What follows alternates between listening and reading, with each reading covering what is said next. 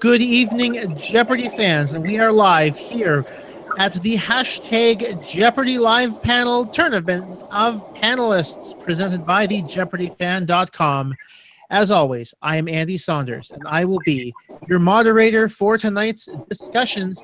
As always, we've got a few panelists here. We've got a YouTube chat if you have any comments, and we also have hashtag Jeopardy Live Panel on Twitter. And the group who will do better than the nonsense bloviating on network television tonight. We've got these four people. First up, we've got Christopher Denault. Thanks for joining us, Christopher. Well, glad to be back. It took 8 clips for me to be back. We're back. Our second panelist tonight, welcome to Tom Kelso. By the way, I'm introducing you in alphabetical order. Welcome, Tom. Oh, yeah. Hi, guys. Panelist number 3, Callie Lasiter. Thanks for joining us again. Thanks for having me. And our fourth panelist this evening is Cody Vest. Thanks for joining us. Thanks for having me back. Unfortunately, Steve Bahnaman has had some technical issues. Apparently, his microphone went missing, and I will attempt to reschedule him for a later preliminary panel once he finds his microphone and or gets a new one. So if you were hoping to see Steve tonight, I apologize on his behalf, and hopefully you'll get to see him soon. So, as always, here on the Tournament of Panelists, I have 7 questions we'll go through. There will be a caption competition, as always. That's my favorite, one of my favorite things. You'll see that picture in just a few minutes. But, yeah, so time for us to have some random discussion about Jeopardy! So what we're going to do on this first question, I'll get Chris to answer first. Then we'll go Cody, Kelly, and Tom, because you're alphabetical by first name on my screen at the bottom, so that's kind of how I'll go with that. But so yeah, everyone kind of give your answer, and normally I don't allow repeated answers, but I will on this first question. Oh, thanks a lot. They can just copy whatever I say. Well, they could, but I think that, I'm not going to be like, oh, well, because, I mean, it could be a question where you could have the same ordering. So okay. In that respect, I will allow duplicate answers, but I do want, if you do duplicate somebody's answer, I do want to have some justification of your own coming back in. So your first question tonight has to do with Jeopardy. Who do you think are the 3rd best, 4th best, and 5th best human players in Jeopardy history? And please attempt to order them 3, 4, 5 as well. So you're already taking away 1 and 2. Okay. Well, I feel as though 1 and 2 are a little bit more trivial, as it were. So I think that I mean, hey, for all I know, you could put one of those at 3 or 4 or 5 if you want. But yeah. Who do you think are 3rd best, 4th best, and 5th best, and try to order them 3, 4, and 5? And yeah, Chris, you go first. Okay. Well, the first 2 we're going to leave out because we don't know who the first 2 probably will be. I would like to go with Spangenberg for 3. I think he would have gone a lot longer than the original 5 if he had to choose. It seems really, really strong. Or 5. I got to go local and go Julia Collins number 4. Okay. And then for 5, I want to go with somebody who I've met a couple times recently and who's on the TOC this coming fall, Seth Wilson. I'm really pulling for him. Okay. All time, though, I'm just more the sympathetic kind of thing. I really want him to win. What about you, Cody? 3, 4, and 5. Okay, so my Jeopardy knowledge is a little more, I guess, current. I don't go as far back. So I'm going to go with number 3. I mean, I was going to repeat. I was going to say Julia Collins was the first that came to mind, too, just because, I mean, she stood out so much for 3. Number 4, I was going to throw a shout out to, I got to throw a fellow teacher tournament in there. So I'm going to throw in David Clemens just because he's my boy. And number 5, I was going to go with, and this is more, this is going to be terrible. I cannot think of his name, but I remember him standing out from when I was young was the, because I did watch it some, was the the police officer who was the 5-time champ. Who I'm blanking on his name. That's Frank Spangenberg. Yeah. Oh, is that the same one? Okay, sorry. You're allowed to repeat your answers for sure. So Good call. Good call. Yeah. mhm. What about you, Kelly? I probably have not, and this goes back to the show being on at any convenient time here, I think, but I probably haven't watched as many back episodes as you guys, so I've probably watched more of them over the last couple of months than I did leading up to my appearance, but yeah, I got to put Julia Collins in there, Alex Jacob. Mm-hmm. Bye.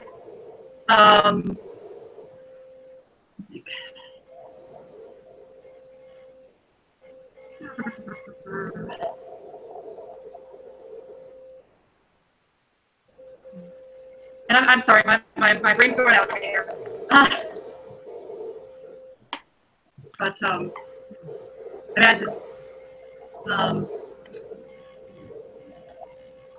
Yeah, I understand this is not an easy question. Say yourself. I can't think of them all at once on the spot. Sorry, what'd you say? Say Kelly Lasiter. Go ahead. That's fine.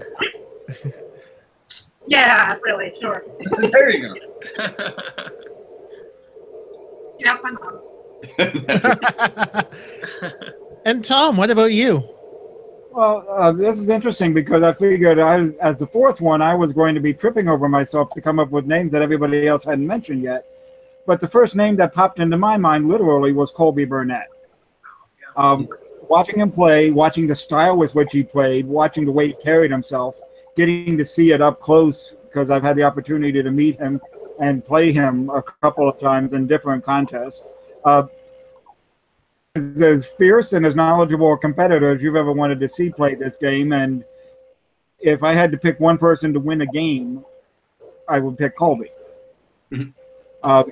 Another name that I'm surprised hadn't come up yet is because he did win 19 games in a row. He didn't get to do a couple of the big events like the $1 Million Masters or the Tournament of Decades because his own activities since then have created an instance. But David Madden was one hell of a Jeopardy player, and he is still somebody that brings a boundless energy to things, and he won 19 games consecutively at a time when people were wondering what he could go, and he's taken that on and done even more with it afterwards. And like I said, the only reason that he hasn't been playing in the events is because apparently there's some sort of trademark or a patent issue involving the buzzers that he uses in his Quiz Bowl tournaments versus the equipment that Jeopardy uses. So he's recused himself from the tournaments to avoid a conflict of interest. But if you're going to talk about the best that have ever played the game, I think David's got to be in there. Mm-hmm. And maybe it's because he's the guy that knocked me out of a shot at the Tournament of Champions, or at least by my math made sure that I had no chance. But Brian Weichel, if you've ever seen him play, this is a man that actually made me realize that there was somebody named Fritjof Nansen, and that it was so obvious to him, and I had absolutely no idea who he was. It was sort of like, okay, if I'm ever going to play up at this level again, I'm going to get killed by these guys. And Brian would smile as he did it because, he's a friendly person. But I think left as roadkill. I am quite impressed by everyone's wide variety of answers to this question. I certainly thought that 3, 4, and 5 might we'd be tripping over each other and being like, oh well, I think that. I don't normally answer these myself, but I will for this one, and I think that I would probably put Alex Jacob at number 3. I would put Alex at number 3. I would put Roger Craig at number 4. And I would probably put Jerome Vered at number 5. Yeah, we didn't even mention like Chuck Forrest or Matt Jackson. Or Yeah, there are, Arthur Chu, same thing. Yep, there were a lot of people who, got, if I'd asked you to go 5 deep, 3, 4, 5, 6, 7, we might have seen a few more. But I think it would be interesting to see just, if there was a ballot done at some point amongst a whole bunch of people to see just how many people, or who would end up third, and who would end up even in the top 10. Yeah, comparing to like one specific tournament as opposed to their entire career. Like you mentioned, Alex Jacob for that TOC, he was just lights out. Mm-hmm. And I think, well, in terms of, You would think like he wasn't going to know the answer, just so casual about like, oh, it's. and I'm pretty sure that Alex is still, in the back of his mind, preparing for somewhat, some other big super tournament that's going to come along at some point, and he'll get his chance, and he's got Ken and Brad in his sights, because I'm sure he will see the fact that I put him at number 3 as bulletin board material. So, Oh, I'm expecting to get a nasty email from Roger Craig now because I didn't even mention him. So, yes. Yeah, I thought someone else other than myself would mention Roger. So we're going to move on to number 2 now. A little bit off the wall. I actually asked this one in the first tournament of panelists, but I think it holds, and you guys haven't had a chance to answer this question. So by the first one, I mean like the one I did 2 years ago, not the first episode. But if you could ask for one Jeopardy-related gift for your birthday or Christmas, what would that gift be? Cody, you'll answer first, and then Kelly, then Tom, then Chris. And this one you have to give a different answer. You can't duplicate the answer in front of you. I would love to have like a replica or an actual buzzer from Jeopardy, just to play with it and to say what gave me so much misery when I'm actually playing, even though I can't go back, but still. I think that'd be mine for sure.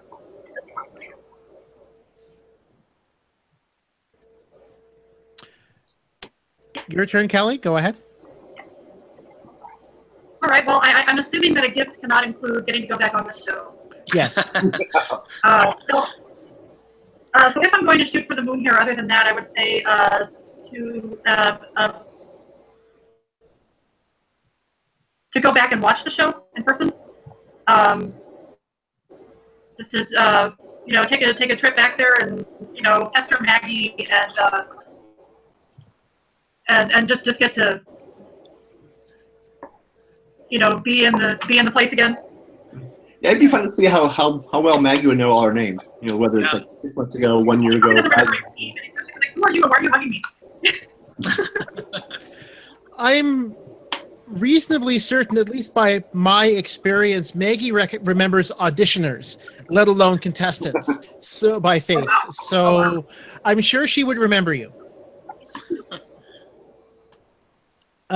Your turn, Tom. You seem like you're in deep thought. Well, I gotta say, just as we all know, just like real Jeopardy, they don't give us the questions for the tournament of panelists beforehand, so we don't have time to prepare. Oh, you didn't get the list? Oh, okay. I want a giant-sized coffee mug. Logo on side. Question: what is Thailand? Because that way, folks will see it and say, "Oh, you're on the show." And every time I pick it up, it say, "Yeah." And this is the question that got me off of the show. That was a tough question. I saw that. I was looking at this morning, and I would have guessed Poland actually for that one. Somebody said that, and I thought, "Oh God, that's what it is. It's Poland." I didn't even. Nope, wrong side of the planet. Yeah. It's a great question, but a tough question, especially one to try to figure out in 30 seconds. Mm-hmm. Mm-hmm. Yeah. Next time they play that when I'm changing when they're changing umpires or pitchers in a game or something, it's sort of like, when you don't know the answer, that's really a fast song, not a slow. It's also a very fast song when the answer has a lot of letters in it. Yes. And Chris, you're finishing us off. Yes. I want to expand on what Cody said. I don't want just the buzzer. I want the entire podium. I want that podium in my house. Hold around in front of you like Melissa McCarthy. Of course, if you have one podium, you got to get the other two as well, so you can have like the true home game. Yeah. That'd be excellent.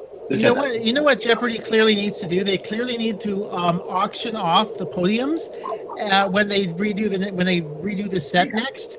And clearly, though I feel as though I feel as though they've done this at some point with the previous set or with a previous set. I can't remember which contestant it was, but I'm 99% sure this happened. Somebody bought a podium and turned it into a minibar. Carrie. All right, nice. We usually wanted to drink while we were at them. I think it's big. I wonder if it's up on Prince Edward Island right now.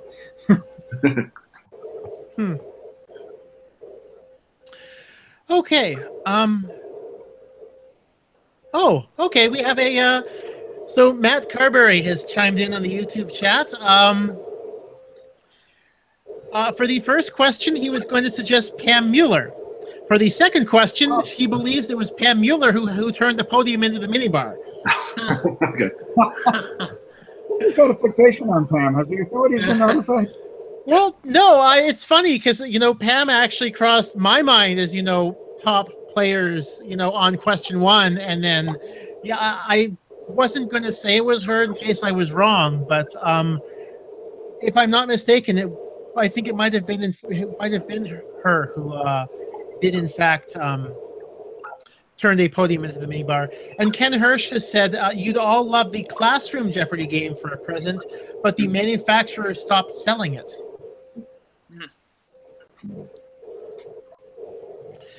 Okay, it's now time for question number 3, which means it is time for the photo caption.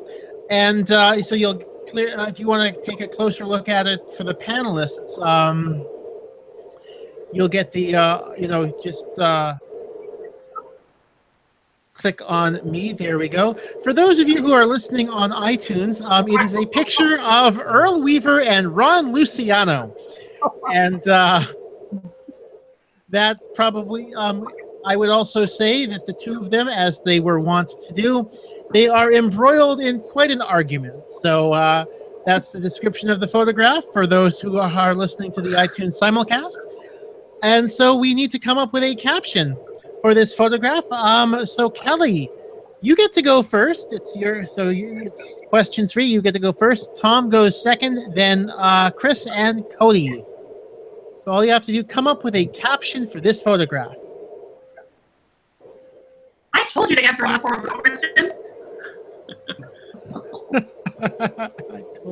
I told you to answer in the form of a question. Very nice, very nice. Tom, what have you got? The last time you undersized runt, it's the sun that goes around the earth, not the other way around. I was gonna do that. Oh my god! You took my eclipse joke. Oh. Okay, so Chris needs to come up with a second question. I need a pass now.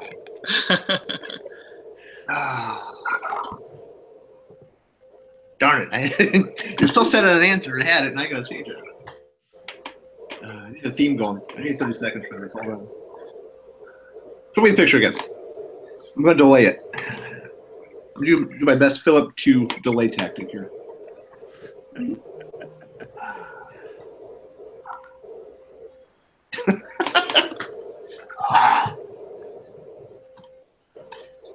Can I proclaim that I can't see it because I wear my glasses? I have no idea what's going on here. Sorry, I can't make that.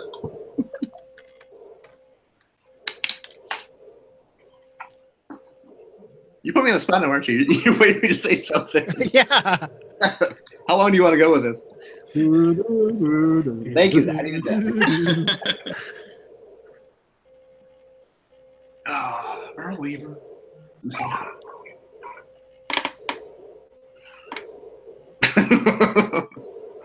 I need a beer at this point. Can I have a stand-in instead? Need somebody else to take over for me. I'll bring this guy in. Take over for me now. Nope. Not a chance. Well, if you'd like, a few more seconds, I can go to Cody and then come back to you. Yeah, because I had the thing all set and Tom took my answer exactly almost word for word. That was surprising. So, Cody, what do you have? Okay. I was going to say something like, he said, who were very fun people? Something like that. With, I don't know. And, Chris, have you got anything? All right, well, just by the picture, I'm going to go, no, Earl, you can't pee in here. That's a bad second point. Okay. From the let's see here. So, from the peanut gallery, from Ken Hirsch, that call was not in the form of a question. I don't care how you do that in Baltimore. And Trevor Mahoney, what do you mean it's not Vilnius? Oh, nice. So there we go with the photo caption, and of course, all of the tournament panels will have a photo caption. I try to find the most random photographs I can. And, that's right. It's random. Okay, so. Actually, Earl was assumed in that photo. He hadn't stolen second base yet. Okay, so question number 4, a little bit different.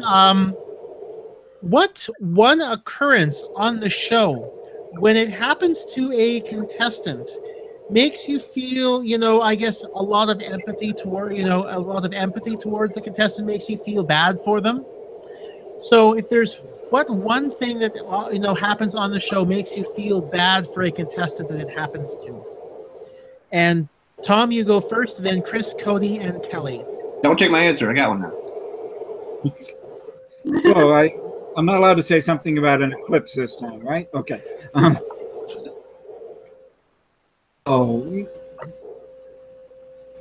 probably have never felt more for anybody than I did for a person.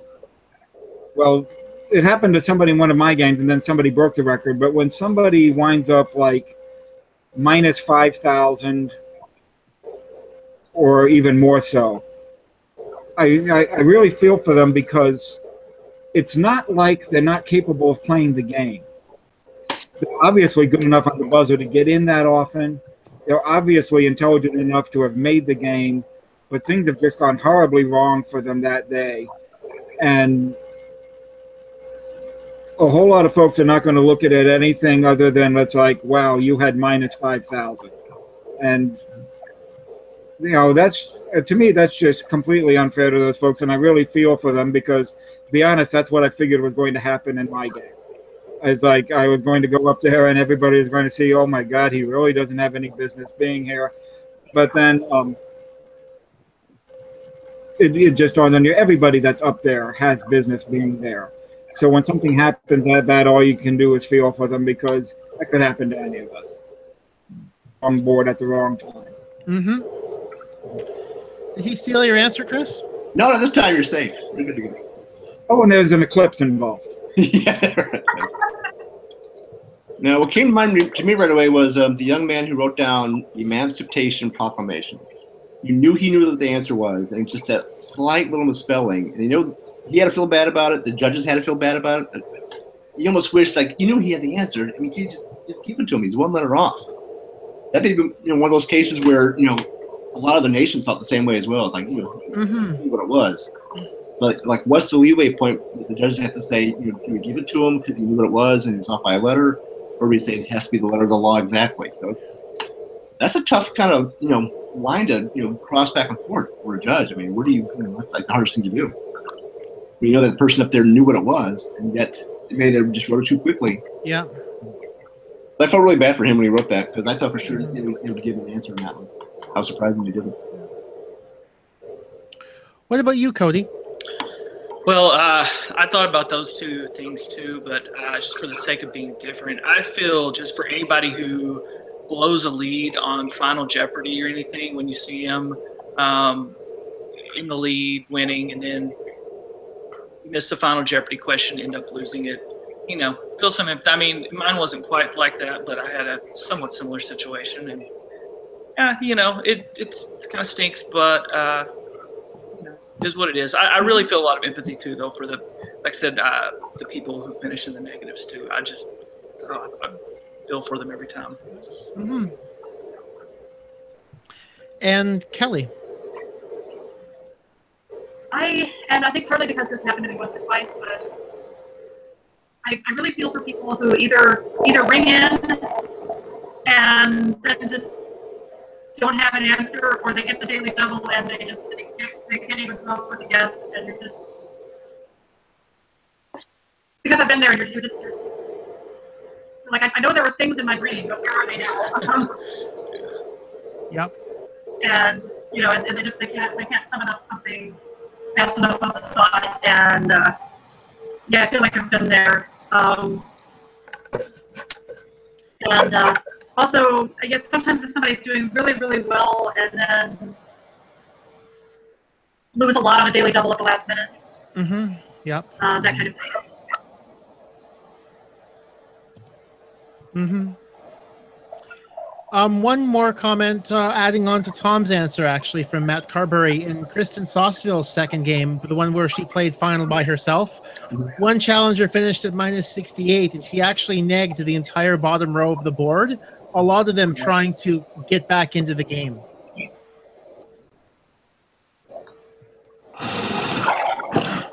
So, I mean, I would, it's something, exactly, it's something that can happen. And of course, she took a lot of undeserved flack online for that one from people who really don't know what it's like to be up there. And okay, so oh, that's okay, no problem. Question 5, we're back to Chris starting us off. Hopefully this will be a bit of a happier thing. Yeah, a bit of a downer. Come on. Yeah, a bit of a downer question there. Sorry about that. I feel as though this one probably a little bit happier, but you guys have all been on. You guys have all been on the show, so hopefully that means somebody who in your general neighborhood might have recognized you, being like, "Oh, hey, you were on Jeopardy!"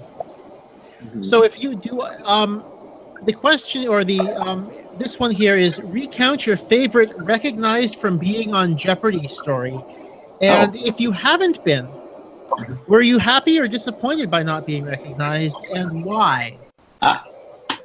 So Chris. For me, this is pretty easy. Only one person actually recognized me, and I was wearing the hat at the time. It was probably, it kind of hurt because my show was aired in Chicago late at night, like 1 a.m, because of the Cubs game that was on the same station. So I got bumped at 1 a.m.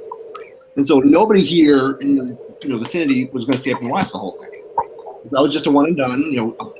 From 1 o'clock to 1:30, I was it. My whole career was done, I guess, in Jeopardy. So, but the only time I ever got recognized was at Starbucks. I had the hat on. Somebody asked, like, "Oh, you were on Jeopardy?" I'm like, I was surprised that recognized me, but it was the hat. So they asked me how I did. Like, well, I got the hat. For me. But that's the only time somebody actually recognized me who wasn't a relative. Once you get the family and friends, they want to talk to you all the time about it, which is great. But outside that little circle of friends and relatives, nope, just the one. That was it. Okay. Cody. So I did a couple times, but favorite time was I had Friday night off, or the next Friday off. I can't talk. Friday off, and so Thursday night I had some friends in town, and we just went to the sports bar to hang out. And I had this couple walk up to me and say, "Jeopardy guy."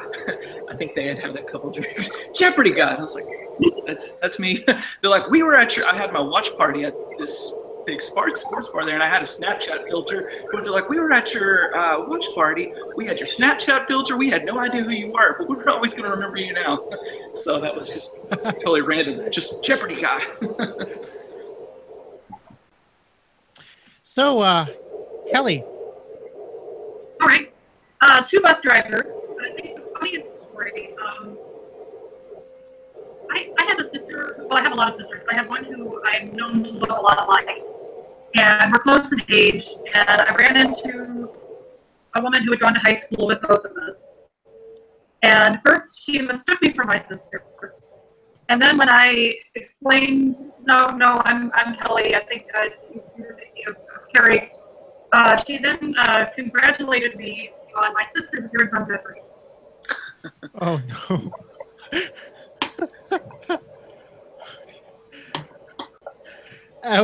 Oh man. So that's where you say, well, I won, but she didn't. That would be the answer if my sister and I didn't get along, but no, she's great. And Tom, what about you?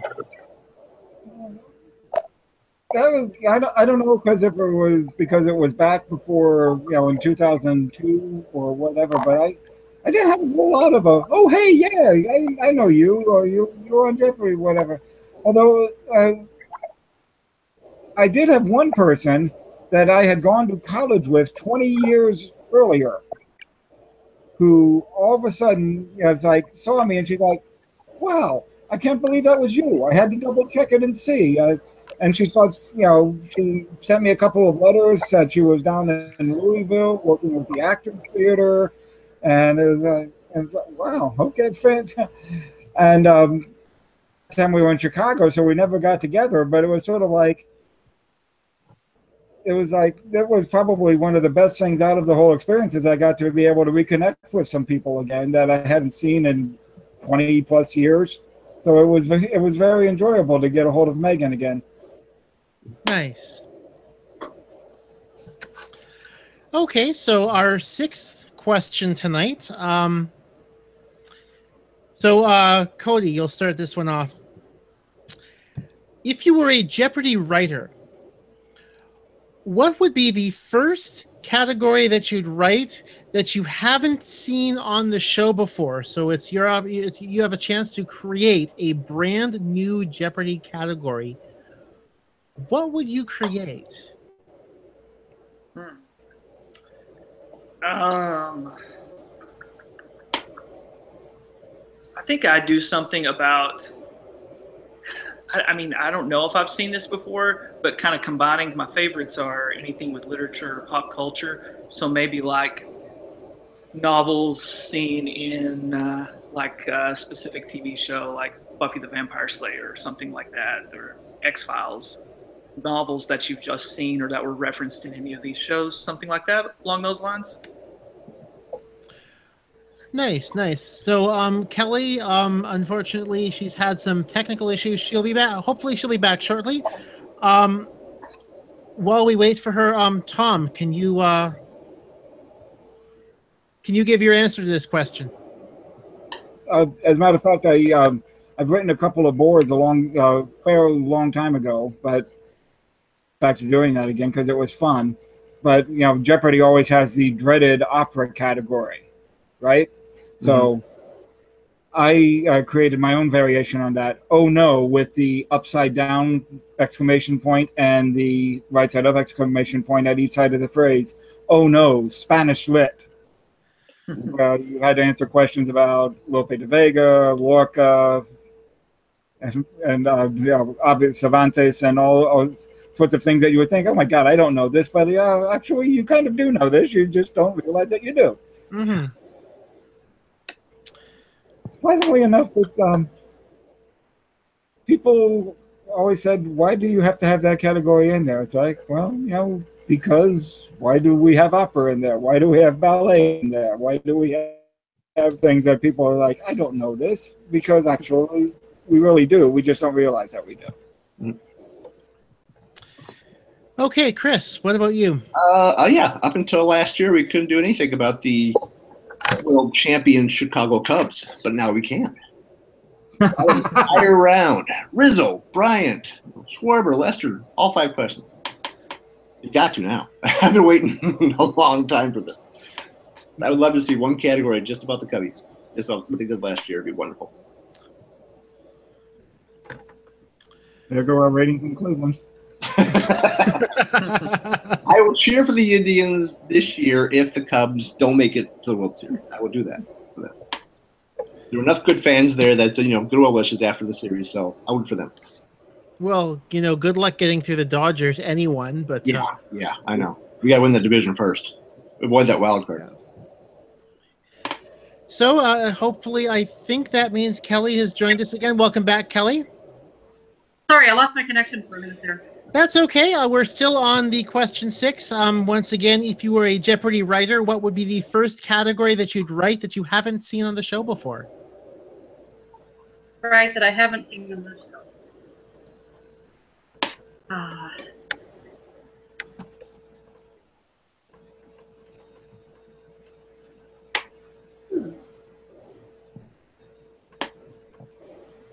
I'm going to be completely self-serving here and say they should do a category about Harry Potter.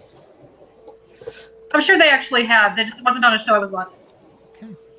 A full category about Harry Potter. Yeah, that seems like something that would go over well too. I'm sure with the viewing audience. It might bring the ratings back in Cleveland.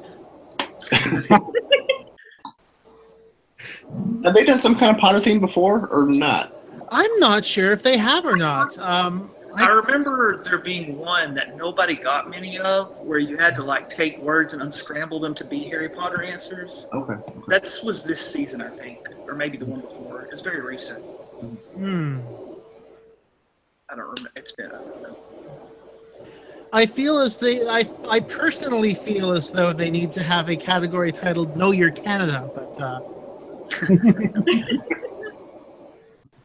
Why would that be, Andy? I don't know. It's clearly become a running joke here on #Jeopardy Live panel. That is all. But well, if Kelly and I said know your Illinois history, then we'll do that. No problem. Okay, so we're almost at the end of tonight's panel, but we have one more thing to do before we go, and that is summarize tonight's panel in a tweet of 140 characters or fewer. Kelly, you get to go first on this one, and then Tom, Chris, and Cody. So 140 characters or fewer to summarize tonight's panel.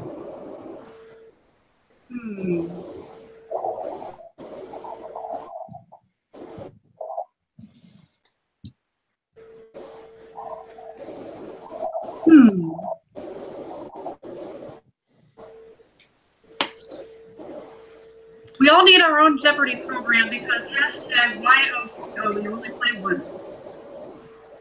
Nice, nice. Tom? Very happy Kickstarter campaign.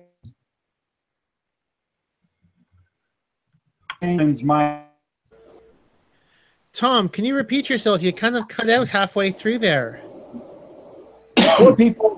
Four people happy that Kickstarter to hide Bahnaman's mic worked. # premium is in the mail.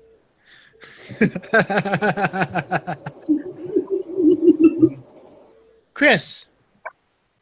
Did you say something about Bahnaman again? Yeah, he did. I thought so. Yeah. Once again, it's 2 now. That's twice. I'll still say what I was going to say, though. Eclipse, wonderful. Live panel, great. Not facing Bahnaman, priceless. So, how am I on the same wavelength as this? And Cody. I bet even the Chicago Cubs would be recognized by Jeopardy players in Canada.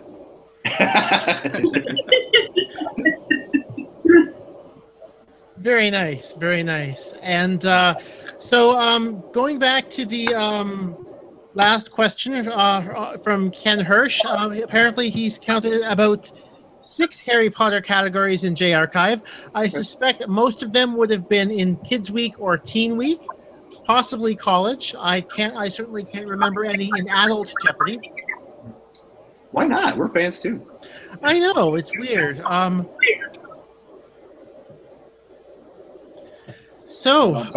seen the Spanish lit.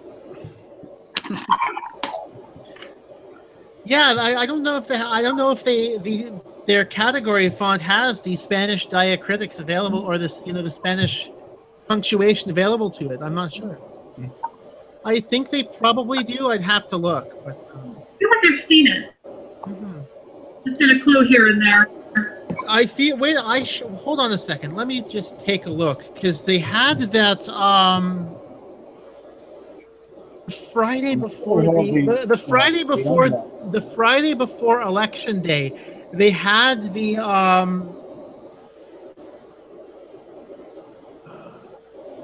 Okay, so they have the clue font has it because they had that category, a Spanish Inquisition, in which the $1,000 clue was who pays for the wall. And that had the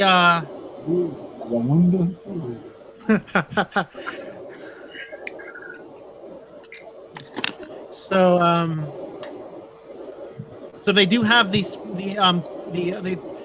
clue font has the does have the proper punctuation.